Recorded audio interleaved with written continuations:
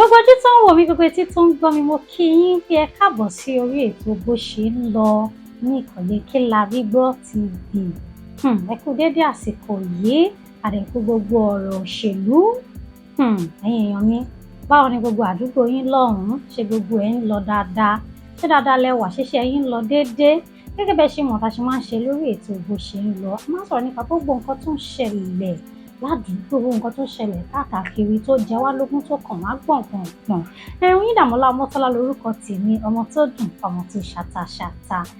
Ọ̀rọ̀ kan tá a máa sọ lénìí, gẹ́gẹ́ bá ṣe mọ̀ wípé àsìkò ìdìbò náà la wà báyìí, òun náà dẹ̀ ni kókó ọ̀rọ̀ tá à ń sọ lọ́wọ́lọ́wọ́ báyìí. Ṣùgbọ́n kí n tó tẹ̀síwájú, ẹ jẹ́ n padà dé, ẹ má lọ nìkan kan. Some places were cancelled as a result of bypassing beavers.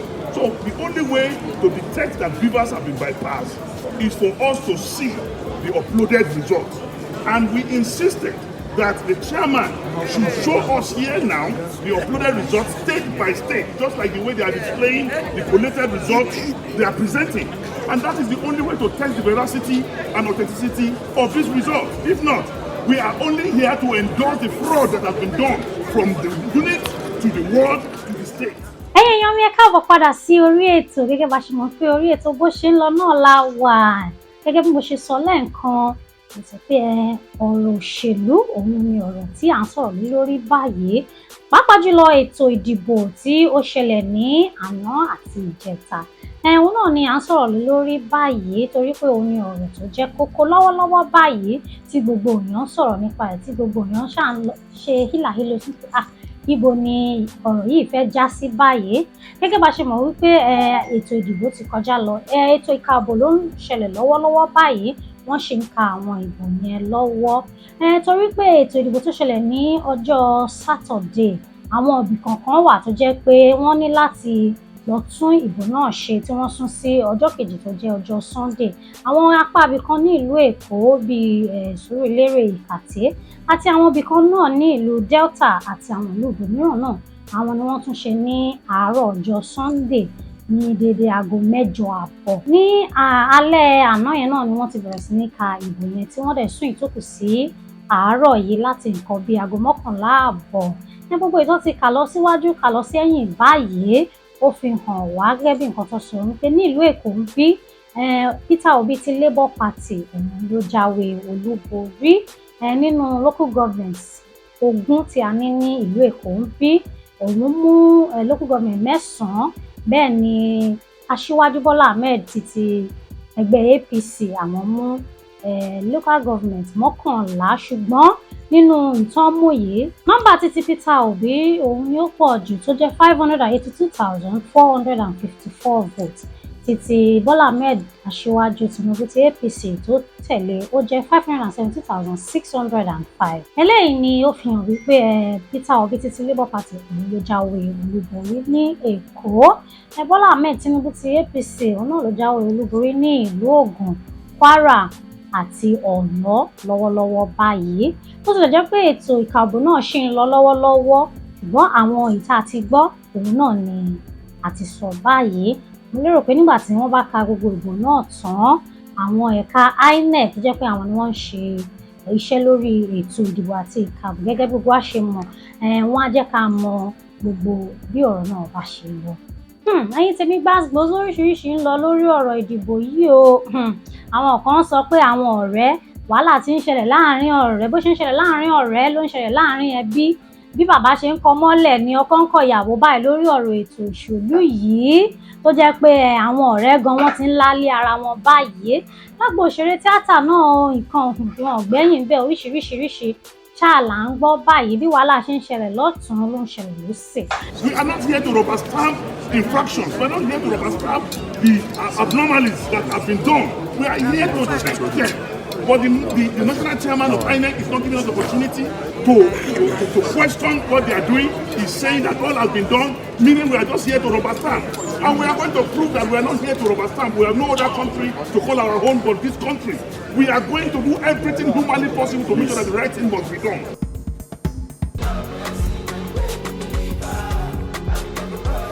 Gbajúgbajà olórin tóun náà tún jẹ́ ìkan lára àwọn tí wọ́n kópa nínú ètò ìdìbò ilé ìgbìmọ̀ aṣòfin Bankole Wellington tí gbogbo wa mọ̀ sí Banky W, òun ni a ti gbọ́ báyìí wípé ó lulẹ̀ nínú ètò ìdìbò fún Etí Ọ̀sà local government. Ọmọkùnrin kan tí à ń pè ní Ata JT Achieve láti ẹgbẹ́ Labour Party, òun ni ó jáwé olúborí fún Etí Ọ̀sà. Àwọn èèyàn bẹ̀rẹ̀ sí ní sọ̀rọ̀ lóríṣiríṣi pé eléyìí tẹ́ ṣe yìí kò dáa o. Ọmọkùnrin Banky W ó ṣiṣẹ́ takuntakun, ó jáde, ẹni tẹ́ dìbò fún ìyàwó ò tiẹ̀ mọ̀ lágbègbè rárá, kò sẹ́ni tó mọ ọmọkùnrin yìí. Ó dàbí pé ẹgbẹ́ òṣèlú lẹ dìbò fún ẹni tó yẹ kó ẹni tí ẹ mọ̀, torí pé ọmọkùnrin tó jáwé olúborí kò séèyàn kankan tó mọ̀ ní agbègbè yìí rárá àti rárá. Gbajúgbajà ìlúmọ̀ọ́ká sọ̀rọ̀sọ̀rọ̀ Tókẹ́ Mákinwá náà jáde láti wá sọ̀rọ̀ lórí ọ̀rọ̀ yìí wípé eléyìí dùn òun wọnú egungun torí òun rí iṣẹ́ takuntakun, òun rí gbogbo ìgbìyànjú ọmọkùnrin Banky W yìí láti lè rí pé ó gbégbá orókè, òun rí bó ṣe ń ṣe ìwọ́de tó ń sọ̀rọ̀ káàkiri, tó ń lọ láti ìletò sí ìletò láti lè rí pé òun wọlé. Ọmọkùnrin tí ẹ wá dìbò fún yìí ó dàbí ẹni pé kò jàǹfààní ẹgbẹ́ Labour Party nítorí pé ẹgbẹ́ tí àwọn èèyàn ní agbègbè yẹn tí wọ́n fẹ́ràn ni pé òun ni ọmọkùnrin fi wọlé, pé èèyàn ló yẹ káwọn èèyàn wò láti dìbò fún, òun ṣe ẹgbẹ́. Ẹ̀yin èèyàn mi, ọ̀rọ̀ ń lọ lórí ẹ̀ lóríṣiríṣi. Bá a ṣe mọ̀ náà pé ọmọbìnrin Tókẹ́ Mákinwá yìí, òun náà ti gba oríṣiríṣi ọ̀rọ̀ lórí ẹ̀rọ ayélujára láti ìgbà tí ọ̀rọ̀ ètò ìdìbò yìí ti bẹ̀rẹ̀. Nígbà tí àwọn èèyàn rí wípé ọ̀rọ̀ tó ń sọ kò fẹ́ bá ti tàwọn mu, oríṣiríṣi ọ̀rọ̀ ló ń sọ sí pé ẹ̀yin tó jẹ́ pé ẹ̀ ń jàǹfààní àwọn ìjọba yìí, ní lè sòótọ́ ọ̀rọ̀, ó yẹ kẹ́ ẹ lè sòdodo, ó yẹ kẹ́ ẹ lè sọ̀rọ̀ sí ibi tí ọ̀rọ̀ wà. Àwọn èèyàn kan tiẹ̀ sọ lórí ẹ̀rọ ayélujára Twitter pé ìwọ ọmọbìnrin Tókẹ́ Mákinwá yìí, tó bá mọ̀ pé o ò ní nǹkan tó lè ṣàwọn aráàlú láǹfààní tó fẹ́ sọ, á dá kó lọ máa sọ̀rọ̀ nípa àwọn èyí tó mọ̀ nípa ẹ̀, kó fi ọ̀rọ̀ òṣèlú lẹ̀ fún àwọn tó máa pẹ́ ọ̀rọ̀ yẹn ṣáà lọ lóríṣiríṣi lóníranran. Kí ni gbogbo nǹkan tí ẹ̀yin rí sí ọ̀rọ̀ yìí? Ẹ jẹ́ kí n mọ̀ nínú comment section. Ọ̀rọ̀ tí ń diṣu atayanyan lórí ọ̀rọ̀ ètò ìdìbò yìí lágbo òṣèré tíátà báyìí, gbàgbó lóríṣiríṣi ló ń lọ lọ́wọ́lọ́wọ́ báyìí. Pàápàá jùlọ gbajúmọ̀ òṣèré tíátà Kọ́láwọlé Adéyẹmí tó jẹ́ ọkọ gbajúgbajà òṣèré tíátà bákan náà Tóyìn Adéyẹmí, ó ti jáde láti wá sọ báyìí pé ẹ̀yin èèyàn ẹ ṣọ́ra yín o, gbogbo nǹkan tí ìyàwó òun ṣe tó ń sọ pé ọmọ aṣíwájú lòun, nǹkan kan lòun, òun ò mọwọ́ òun mẹsẹ̀ nípa gbogbo nǹkan yìí. Gbogbo ẹni tó bá wùn ló lè tẹ̀lé, ìyẹn ò túmọ̀ sí pé bóyá ẹni tó ń tẹ̀lé lòun náà ń tẹ̀lé. Òun ò jáde rí lórí ẹ̀rọ ayélujára àbí níbi kankan láti wá sọ pé kẹ́ ẹ dìbò fẹ́ni báyìí àbí kẹ́ má dìbò fẹ́ni báyìí. Jẹ́jẹ́ ara wọn lòun ń lọ. Torí ìdí èyí, gbogbo àwọn èèyàn tí wọ́n ń sọ̀rọ̀ àlùfàǹṣá sí àwọn ọmọ òun, tí wọ́n fi èpè ránṣẹ́ sí àwọn ọmọ òun, òun kọ́ tó òun kọ́ fáwọn ọmọ òun. Òun dẹ̀ ń sọ dájú pé kí àwọn èèyàn kí wọ́n jọ̀ọ́ kán má ṣépè fún àwọn ọmọ òun mọ́, torí pé ọ̀nà tí ìyàwó òun tọ̀ lóhùn láti tọ̀, ìyẹn ò túmọ̀ sí pé bóyá òun náà tẹ̀lé láti tọ ọ̀nà náà. Kí àwọn èèyàn jọ̀ọ́ kí wọ́n dẹ́kun láti máa ṣépè àbí láti máa sọ oríṣiríṣi nǹkan burúkú àbí ọ̀rọ̀ àlùfàǹṣá sí àwọn ọmọ òun, torí pé gbogbo èèyàn ló lẹ́tọ̀ọ́ láti dìbò fún ẹni tí ó bá wùn. Ọ̀rọ̀ yìí ti ń lọ rìnrìn lórí ẹ̀rọ ayélujára torí pé àwọn èèyàn jáde láti wá sọ pé ó dàbí pé ọmọkùnrin yìí ó ti yọsẹ̀ kúrò ní ọ̀rọ̀ òṣèlú ìyàwó ẹ̀ o. Ó dà pé ó ti yọra tiẹ̀ kúrò pé òun ò mọwọ́ òun mẹsẹ̀, òun ò dẹ̀ nípa kankan nínú gbogbo nǹkan tí ìyàwó òun ṣe. Ṣé eléyìí fi hàn wípé inú ẹ̀ gan ò dùn sí nǹkan tí ìyàwó ẹ̀ ń ṣe ni, àbí ara abiyamọ ló ta nígbà tí àwọn èèyàn ṣépè fún àwọn ọmọ ẹ̀? Oríṣiríṣi ọ̀rọ̀ ló ń ṣẹlẹ̀, pàápàá jùlọ ọmọbìnrin Tóyìn yìí náà ó ti gba ọ̀pọ̀ ọ̀rọ̀ lóríṣiríṣi lórí wípé ó jẹ́ kí àwọn èèyàn mọ̀ pé ẹni báyìí báyìí lòun dúró tì ní tòun. Ẹ̀rẹ́ tí mo rọ àwọn èèyàn wa bó ṣe máa ń rí lórí ẹ̀rọ ayélujára, títárá làwọn ẹlòmíì máa fi ń sọ̀rọ̀, kódà àwọn ẹlòmíì gan wọ́n bá débi pé èpè kàǹkà ni wọ́n ń ṣẹ́. Bákan náà ni àwọn gbajúgbajà òṣèré tíátà Dayọ̀ Amusa àti Ìyábọ̀ Òjó làwọn náà tún fa tiwọn ní ẹ̀gbẹ́ kan. Gbogbo wa la mọ̀ pé Ìyábọ̀ Òjó kò fi bò rárá pé ọmọkùnrin Peter Obi títí Labour Party lòun dúró fún. Tàdàbí wípé Dayọ̀ Amusa òun dúró fún ẹgbẹ́ òṣèlú APC, ìyẹn títí Bọ́lá Ahmed Tinubu.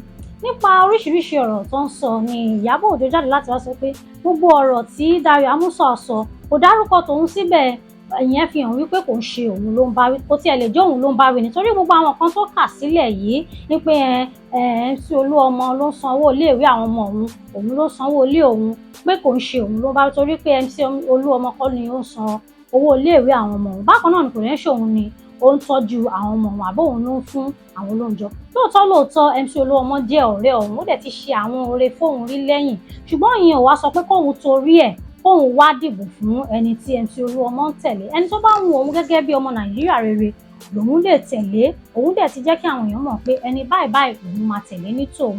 Ṣùgbọ́n fún ti Dayọ̀ Amusa òun sì máa pè lórí fóònù láti béèrè lọ́wọ́ ẹ̀ pé ń gbọ́ gbogbo àwọn ọ̀rọ̀ tó ló sọ ta lòun bá wí torí pé kò jẹ́ èmi lòun bá wí, kí àwọn èèyàn kí wọ́n má dá ìjà sílẹ̀ níbi tí kò sí jà.